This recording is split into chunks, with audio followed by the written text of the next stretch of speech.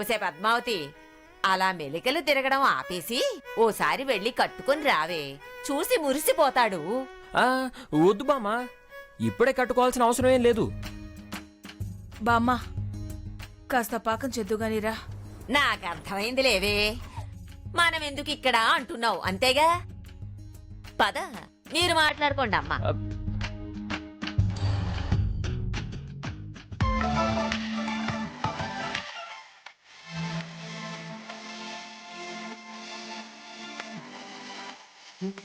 ఏరుతూ ఏదో కొత్తగా మరువేములా మారానే రమ్మని వేలితో కళని ఇలా పావే.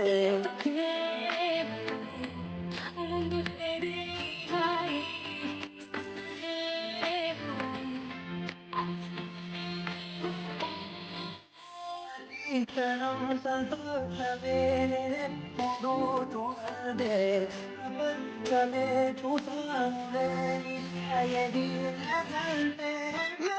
మెల్లమెల్లగా కొత్త వెళ్ళావే. మెల్లమెల్లగా మత్తగలావే. చీరిచ్చినందుకు చాలా థ్యాంక్స్ బావా.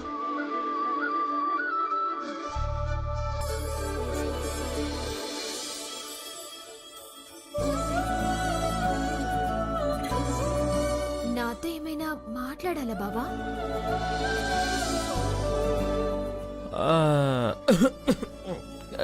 కాస్త మంచినీళ్ళు ఇవ్వా. కూర్చో బావా, కూర్చో కూర్చో. మంచినీళ్ళు ఇప్పుడే తెస్తాను. బావా, కూలా ప్లేనా? ప్లేనే. అయ్యో, కుండలవా బిందెలవా? బిందెలోనే. సరే. అయ్యో బావా, రాగి బిందెలవా ఇత్తడి బిందెలవా? ఏదో ఒకటి తెచ్చి ఇవే. అలాగే బావా.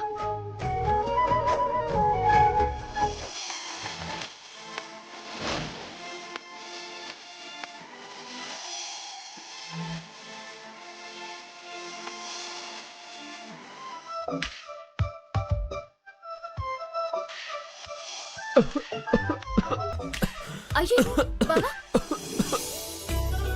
చిన్నగా చిన్నగా తాగు. తగ్గిపోయింది.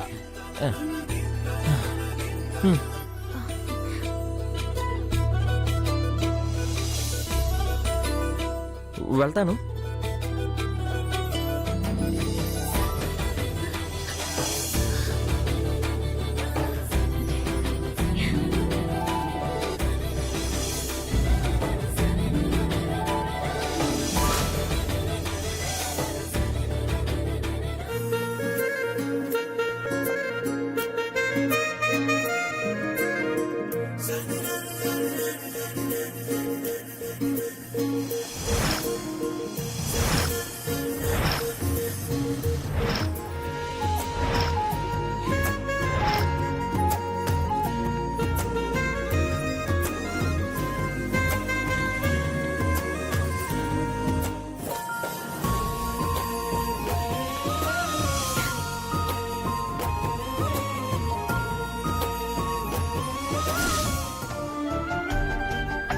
దామిని, మంచినీళ్ళు తీసుకో.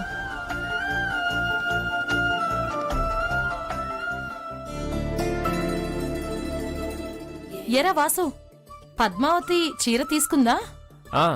తీసుకుందమ్మా. ఏమైనా అందా? చాలా హ్యాపీగా ఫీల్ అయింది. థ్యాంక్స్ కూడా చెప్పింది. థ్యాంక్స్ కూడా చెప్పిందా? అందులో అంత ఆశ్చర్యం ఏముంది? ఎవరన్నా ఏదన్నా ఇస్తే కామన్ గా థ్యాంక్స్ చెప్తారు కదా. ఎవరి సంగతో వేర్రా, పద్మావతి సంగతి వేరు. అదసలు చీర తీసుకోవటమే ఆశ్చర్యం, ఇంకా థ్యాంక్స్ చెప్పడం ఇంకా ఆశ్చర్యం రా. మీరన్నది నిజం ఆంటీ. తను చీర తీసుకోవడమే చాలా గ్రేటు. థ్యాంక్స్ చెప్పడం నిజంగానే ఆశ్చర్యం.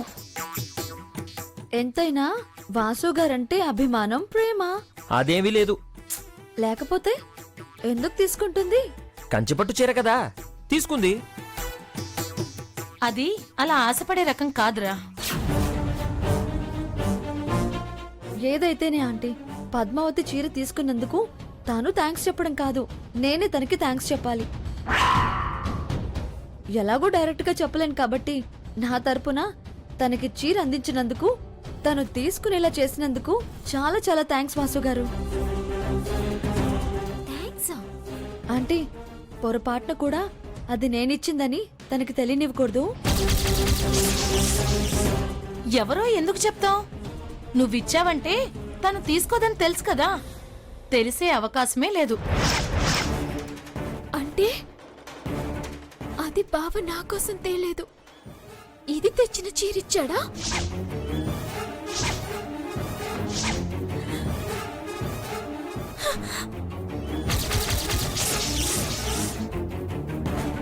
చీర తన మొహాన్ని కొడతాను. మీరిచ్చారు కాబట్టి తీసుకుంది. అసలు ఎలా రెస్పాండ్ అవుతుందోనని టెన్షన్ పడ్డాను. కానీ మంచి వార్త చెప్పి సంతోషంగా ఇచ్చారు. తను చీర అందుకున్న సంతోషం ఏదైనా ఇవాళ చాలా మంచి రోజు. నాకింత ఆనందం కలిగించినందుకు మీకు మరోసారి థ్యాంక్స్ వాసు గారు.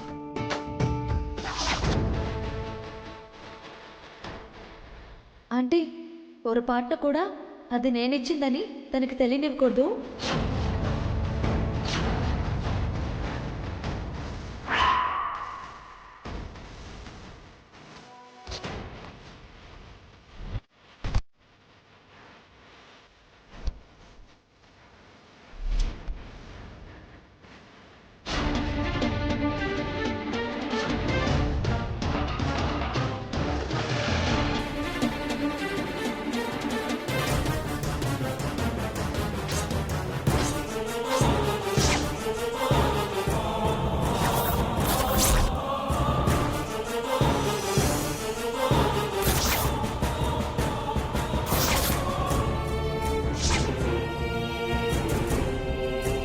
ఈ మాత్రం చేయలేనా నేను నీకోసం?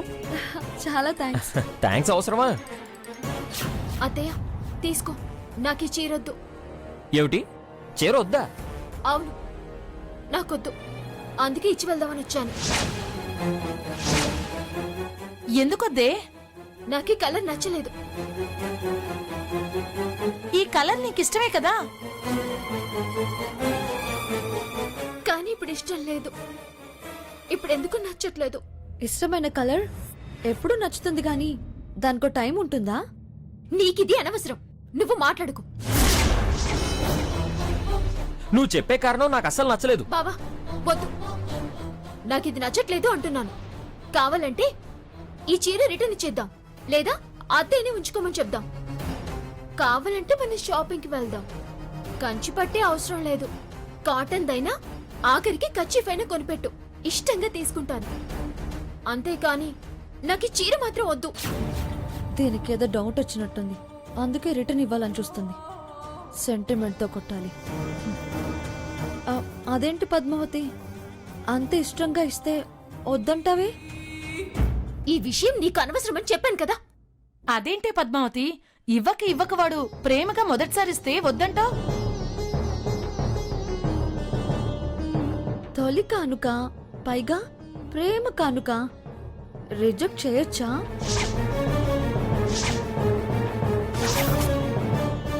నేనివ్వటం పద్మావతికి ఇష్టం లేనట్టుంది. తీసుకో అమ్మా. అదేం లేదు. నేనెంతో ఇష్టపడి తెచ్చాను. నీ టేస్ట్ తెలియకుండా ఇవ్వడం నాదే తప్పు. సారీ. అది కాదు బావా. వద్దనడంలోనే తెలుస్తుంది నీకిష్టం లేదని. ఏమి, వాడంటే ఇష్టం లేదా? అందుకే ఇది నచ్చట్లేదా? తిప్పి మొహాన పడేద్దామని వచ్చావా? వాడిచ్చినప్పుడే వద్దంటే పోయేది కదా. అదేం కాదు అత్తయ్య, మీరు తప్పుగా అనుకుంటున్నారు. కారణం వేరేదుంది. మీరనేది వేరు, నేననేది వేరు. సర్లే, ఈ చీర తీసుకుంటాం.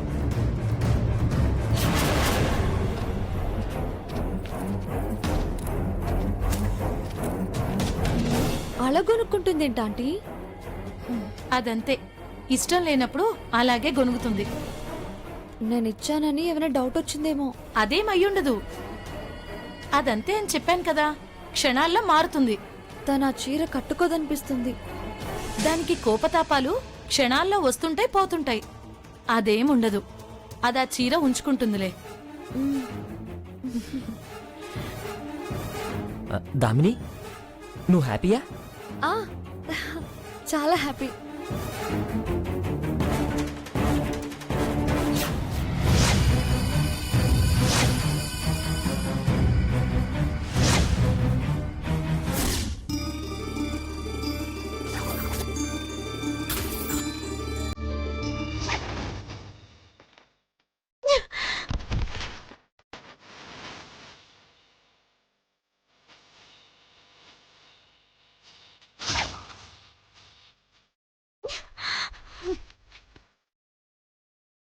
ఆ? ఏమైంది? ఎందుకలా మొహం ముడముడలాడించుకుని తిరుగుతున్నావు? చీరెక్కడ పడేసి ఊరికే అటు ఇటు తిరుగుతూనే ఉన్నావు. ఆ చిటపటలేమిటి? నీకా కంగారేమిటి? బమ్మి నువ్వు మాట్లాడుకు. అసలే చెడ్డ చిరాగ్గా ఉన్నాను. ఏమైంది ఇప్పుడు? ఎందుక చిరాకు? అలా ఊరికే గొణుగుతున్నావు, నసుగుతున్నావు, బుసబుసా అంటూ తిరుగుతున్నావు. ఏమైంది? నాకే అర్థం కావడం లేదు. నా మీద నాకే కోపం వస్తుంది, అసహ్యం వేస్తుంది, ఒళ్ళు మండిపోతుంది. ఇప్పటిదాకా బాగానే ఉన్నావు కదే, అంతలోనే ఏమైంది? క్షణం చాలు ప్రపంచం తలకిందులు అవ్వడానికి. ప్రశాంతంగా ఉన్న మనసు చిరాకులో పడ్డానికి కారణం ఒక్కటి చాలమ్మా, మనిషి సహనం కోల్పోటానికి. ఆపవే ఆపు. కదిలిస్తే చాలు కందిరీగ మోత మోగించినట్టు మోగుతావు. అసలు ఏమైందే? ఆ చీర నాకు నచ్చడం లేదమ్మా. నాకిష్టం లేని చీర తీసుకొచ్చి నా చేతిలో పెడితే నా కోపం రాదా? అదేమిటే? క్షణం క్రిందటేమో ఆహా ఓహో అన్నావు, మురిసిపోయావు. మెలికలు తిరిగి సిగ్గు మొగ్గలేసింది. శ్రీనివాసు మీద ప్రేమ కురిపించావు గదే. అడిగి అడిగి అందులో నీళ్ళ, ఇందులో నీళ్ళ, అలాంటి నీళ్ళ, ఇలాంటి నీళ్ళ అని బాగా చక్కర్లు కలిపి మరీ అందించావు కదా. ఇప్పుడేమో బుసబుసలాడిపోతున్నావు.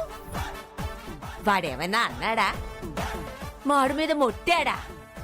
మందలించాడా? ఇలా రుసరుసలాడిపోతున్నావు. ఏమన్నా అన్నాడా వాడు? మాడు మీద ఏమన్నా మొట్టాడా ఏమిటి? లేక మందలించాడా? అప్పుడు వేరు ఇప్పుడు వేరు. అప్పుడు నచ్చింది, ఇప్పుడు నచ్చలేదు. అయితే ఏంటి ఇప్పుడు? ఇప్పుడు ఇది దామిని తెచ్చింది అన్న వీళ్ళు నమ్మరు. నాకు చీర కట్టుకోవడం నచ్చడం లేదు. దాన్ని చూస్తుంటే తీసి అవతల పారేయాలనిపిస్తుంది. పద్మావతి, నోరు మూసుకో, పిచ్చి పిచ్చిగా మాట్లాడకు. వదిన వింటే బాధపడుతుంది. శ్రీనివాస్కి తెలిస్తే కోపడతాడు.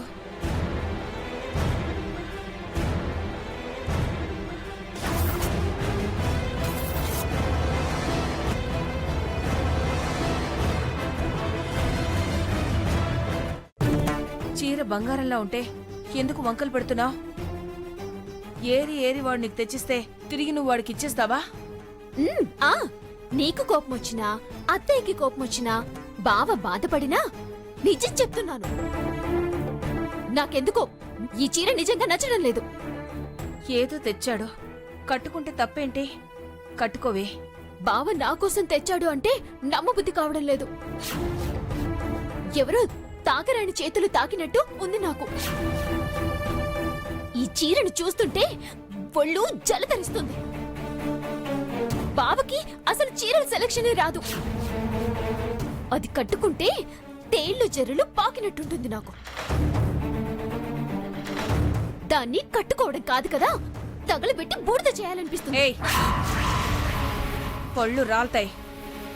ఆడపిల్లవి అలాంటి మాటలు మాట్లాడతావా? చీరని బూడిద చేస్తావా? ఆవేశమైన హద్దుల్లో ఉండాలి. ఏ మాట అనాలో ఏ మాట అనకూడదో నీకు తెలీదా? దీనికి ఈ మధ్య తలపొగురు బాగా ఎక్కువయిందే. నిప్పు పెడతానంటావేమిటే? నిప్పు నీకంత నిప్పు పెట్టాలని సరదాగా ఉంటే బయట ఆకులు బాగా రాలాయి, వాటిని ఊడ్చి కుప్పబెట్టి నిప్పు పెట్టు. ఆ జాసలో పడితేనన్నా నీ కోపం కాస్త పక్కదారి పడుతుందేమో. వెళ్ళు వెళ్ళు.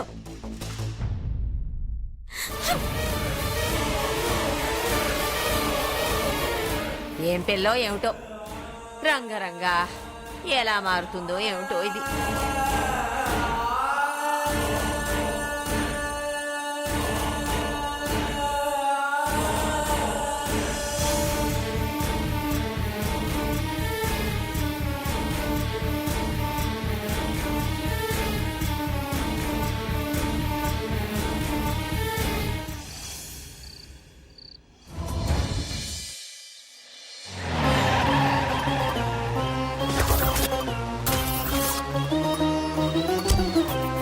పదండి.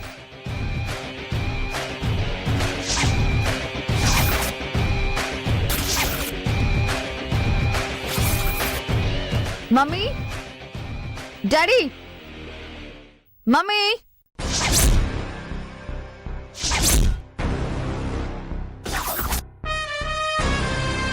ఏంటమ్మా లాయర్ని తీసుకొచ్చావు? ఆ, నీకు కూచిపూడి, అమ్మకి లలిత సంగీతం నేర్పిద్దామని. లాయర్ గారు ఏమైనా నేర్పుతారా ఏంటి? చెప్పినట్టు వినకపోతే నేనే దగ్గరుండి తకదిమితో అని మొదలు పెట్టాననుకో, తలాంగుతం అంటూ యమ స్పీడ్గా వచ్చేస్తుంది. ఏంటమ్మా నువ్వు అనేది? చూడు బుల్లబ్బాయ్, నీకీ పేరు ఎవరు పెట్టారో ఎందుకు పెట్టారో గాని నువ్వు బుల్లబ్బాయివే. బుర్ర పెరగదు. అందుకే చెప్పింది చెయ్యి, తల వంచుకొని నిలబడు. ఎక్స్ట్రా యాక్షన్ చేయాల్సిన పని లేదు. పిలు ఒకసారి. ఎవరిని? నీ పెళ్ళాన్ని. అందరి మీద పెత్తనంతో చలాయించి ఆవిడ్ని. ఆవిడ అధికారాలకు అహంకారాలకు మంగళం పాడాలి. పిలు. అలాగే. మోహిని, మోహిని, మోహిని, మోహిని. వస్తున్నానయ్యా. ప్రేమగా వస్తానంటుందిగా. పిలు, దగ్గరుండి పిలుచుకొనిరా.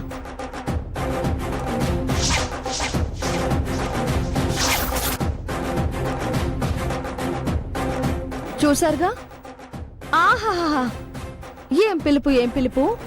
ఆ పిలుపులో ఎంత ప్రేమ, ఎంత మమకారం, ఎంత అనురాగం. దానికి తగ్గట్టే సమాధానం. ఆ సమాధానంలో సరిగమలు పదనిసలు పలుకుతున్నాయి. మోహిని. ఏందయ్యా అట్ట అరుస్తుండా?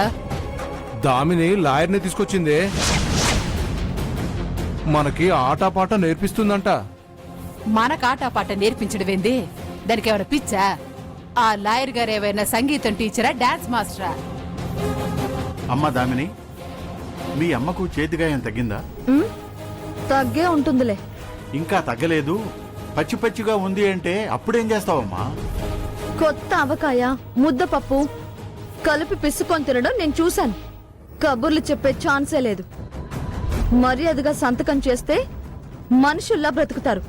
లేకపోతే అయ్యా ధర్మం, అమ్మా ధర్మం అని అడుక్కు తినాల్సి వస్తుంది. సంతకం పెడితే మన బతుకు సంతే కదయ్యా. మరి ఏం చేద్దామే?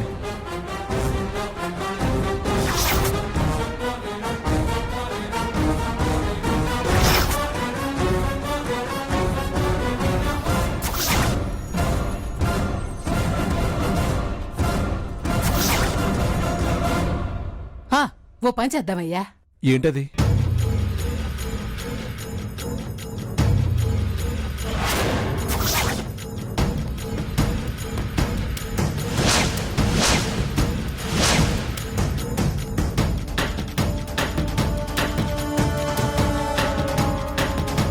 అదిరిందే నీ ప్లాను. అలాగే చేద్దాం. ఇంకా నిలబడ్డావే పో.